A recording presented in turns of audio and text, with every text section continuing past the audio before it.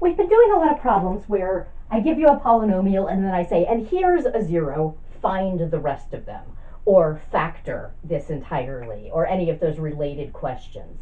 And that's felt a little bit contrived because it's not very often that you're going to come across a polynomial that sort of comes with a sign saying, here's one of my zeros. Okay? Well, now we're going to learn how to get around that.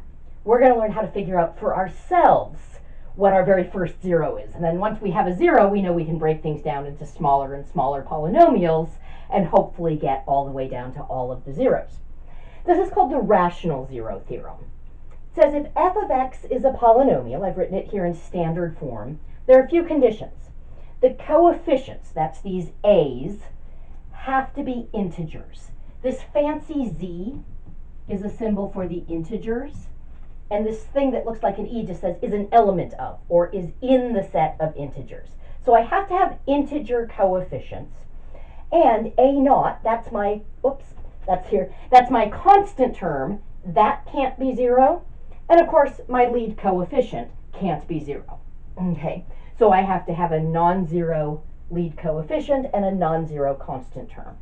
If I have that, then if P over Q is a rational 0 in lowest terms. Now remember, rational has that word ratio in it. So a rational number is just a number that can be written as a fraction of integers. Okay. So if we have a fraction of integers written in lowest terms, P, the number that's on top, is going to be a factor of A naught. It's going to be a factor of my constant term. And Q, the integer on the bottom, is going to be a factor of AN, of my lead coefficient.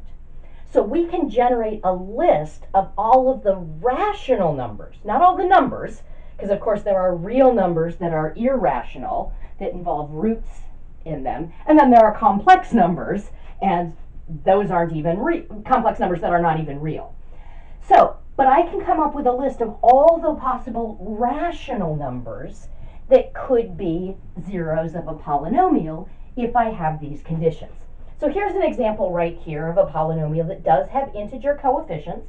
I can see my constant term is 4 and my lead coefficient is 2.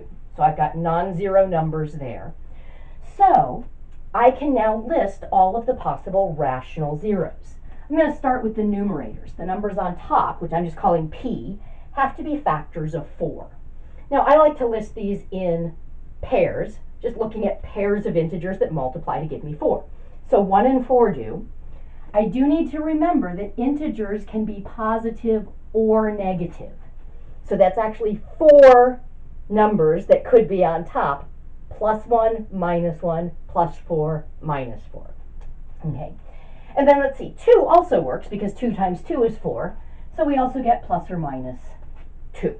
Okay. Don't need to list it twice. And then of course 3 doesn't work and 4 is already on my list. Okay.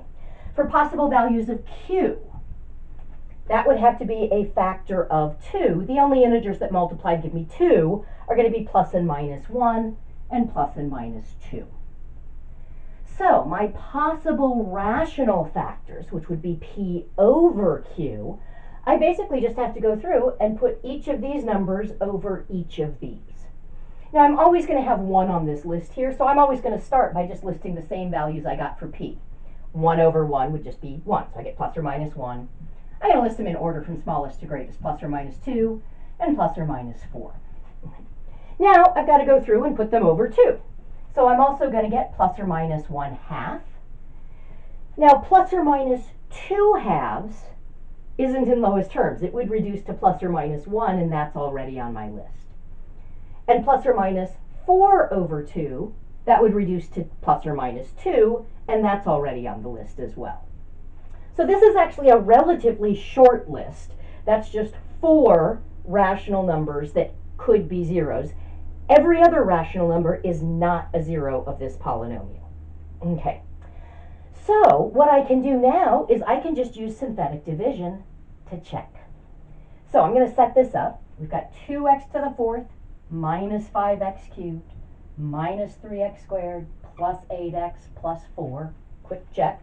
Constant x's, x squareds, x cubes, x to the 4th. Good. Doesn't matter what order I try things in. I usually start with the simplest, which is just going to be positive integers. So I'm going to try 1. Okay.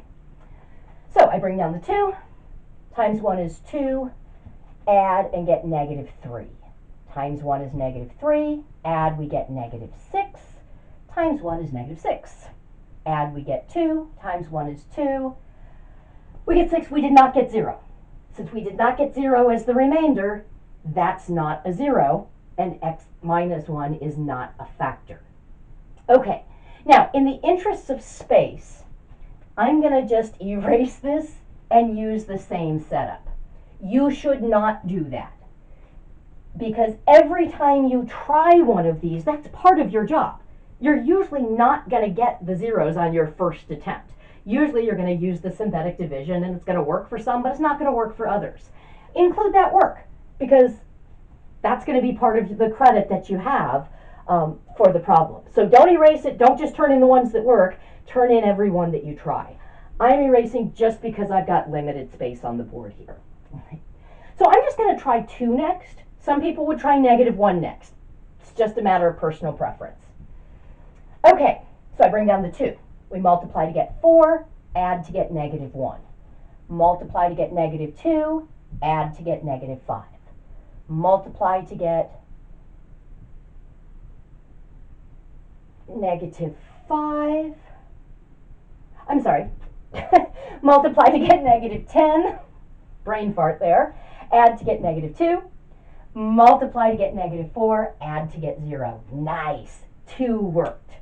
So at this point, I know that f of x is going to be x minus 2. That's the factor that would correspond to that. And then this gives me my other factor at this point. So this would be constants, x's, x squared, x cubed. So 2x cubed minus x squared minus 5x minus 2. I want to keep going. I want to try to factor this. Now, one thing that's kind of nice is I can apply the rational zero theorem to this, and I can now see that I've got a different constant term. My constant term is now negative 2. 4 is not a factor of that, so I can remove plus and minus 4 from my list. That's kind of nice. Okay, so now, rather than going back to the original polynomial, I'm going to work with this one. So now I'm saying we've got 2x cubed minus 1x squared minus 5x minus 2. Constant x's, x squareds, x cubed. If I can factor this further, anything that's a factor of this is a factor of the bigger thing. But I can work with the smaller part. Okay. I'm not going to try 1, because I know 1 doesn't work. If 1 wasn't a factor of this whole thing, it can't be a factor of just this part. I am going to try 2. Now, I know that 2 worked for the big thing, but remember, zeros can have a multiplicity bigger than 1. The factor corresponding to a 0 could be repeated. Very important that you remember that, because if you check everything and it doesn't work, sometimes you've forgotten to check the ones that did work to see if they worked a second time. Okay, so I'm going to try this. I'm going to bring down the 2. We multiply to get 4. We add to get 3. We multiply to get 6. We add to get 1. We multiply to get 2. We add to get 0. I'm very glad that I tried that a second time. So now this tells me that f of x is x minus 2, and then this cubic factors as another factor of x minus 2 times this is code for 2x squared plus 3x plus 1. Excellent. And at this point, this is just a quadratic. Okay. So if that's just a quadratic, I can try to factor it by unfoiling, or I could use the quadratic formula. I've got relatively small numbers here, so I'm going to just try unfoiling it. X minus 2, x minus 2. If I'm viewing that as the result of foiling, I'd have to have a 2x and an x to get a 2x squared. I'd have to have 1's here, and they've both got to be the same sign. Looks like they've both got to be positive. Let's see, does this work? That gives me 2x plus x gives me 3x from the outsides and insides, plus 1 for the lasts. Excellent. So we've got that completely factored.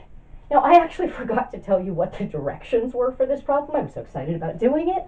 I wanted to use the same directions as what we did for the problem in the last video, which is that I wanted to find the real zeros, find the complex zeros,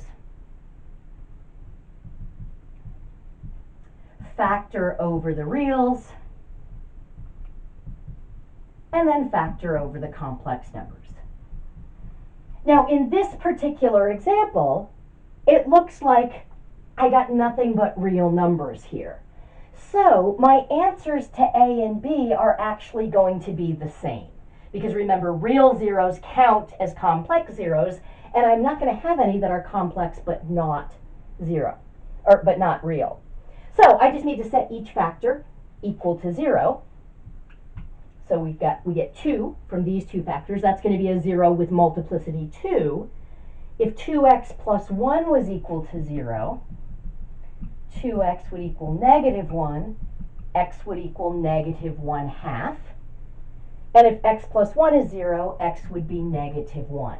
Turns out actually all of my zeros here are rational, and you'll notice they were all on the list of possible rational numbers. If you'd tried negative 1 instead of trying 2, you would have done this in a slightly different order. That's fine. You should ultimately get to the same thing. Now, because all of these factors are real, my answers to C and D are also going to be exactly the same. X minus 2 squared times 2x plus 1 times x plus 1. When you have a repeated factor, you can write it twice, but it's also perfectly acceptable to just write that it's that factor to whatever power it's given. All right, so I do want you to get some practice on this, but this can be fairly tedious and time-consuming. So I'm giving you a problem from the homework, so doing this problem now is just getting a jump start on the homework. This is question 23 from the homework. Give you this polynomial right here. I've got it written up on the board, or if you've got your book handy, you can just look at it there. Just realize I've modified the directions a little bit. All the book asks you to do is find all the zeros, which is basically finding all the complex zeros. I'm just asking you to follow the directions that we did for this last example. Tell me the real zeros, tell me the complex zeros. Those might be the same if they're all real, but if you get any non-real ones, you'd list them as part of the complex ones, as well as the real zeros, but you'd only list the real ones here. And then factor it over the reals and factor it over the complexes. Okay, and in the next video, we'll go over that together.